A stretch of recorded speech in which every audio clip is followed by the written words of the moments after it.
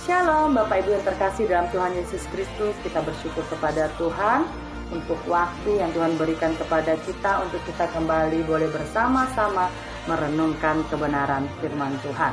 Mari sebelumnya kita mau berdoa terlebih dahulu.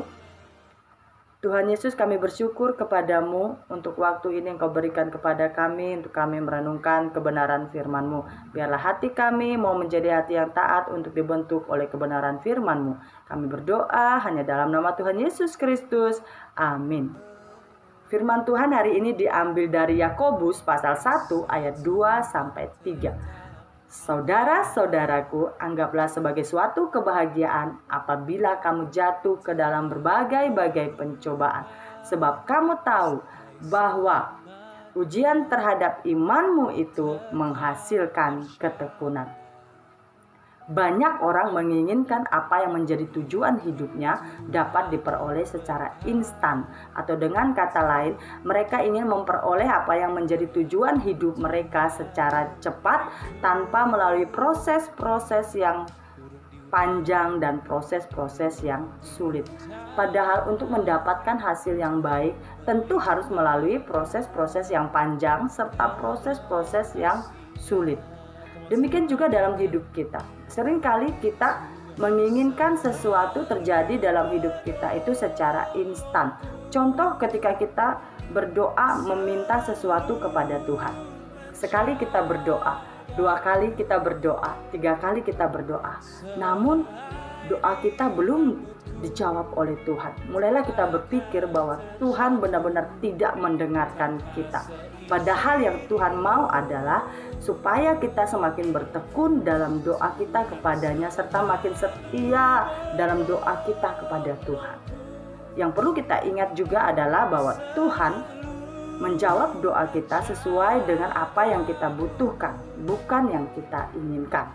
Selain itu, misalnya dalam hidup kita menghadapi masalah yang tidak kunjung usai. Kita seringkali mengatakan bahwa Tuhan tidak menyertai kita, bahkan Tuhan tidak setia pada kita dan Tuhan meninggalkan kita. Apakah benar demikian? Tentu saja tidak. Tuhan mengizinkan masalah-masalah terjadi dalam hidup kita karena Dia tahu kita mampu untuk menghadapinya, dan Tuhan mengizinkan masalah-masalah terjadi dalam hidup kita karena Ia mau iman kita semakin bertumbuh di dalam Dia. Oleh sebab itu, mari sebagai orang percaya kita mau menikmati proses Tuhan dalam hidup kita. Kita mau ketika kita menghadapi kesulitan dalam hidup kita, justru kita semakin dekat dengan Tuhan. Kita semakin bersandar kepada Tuhan. Kita semakin mengandalkan Tuhan.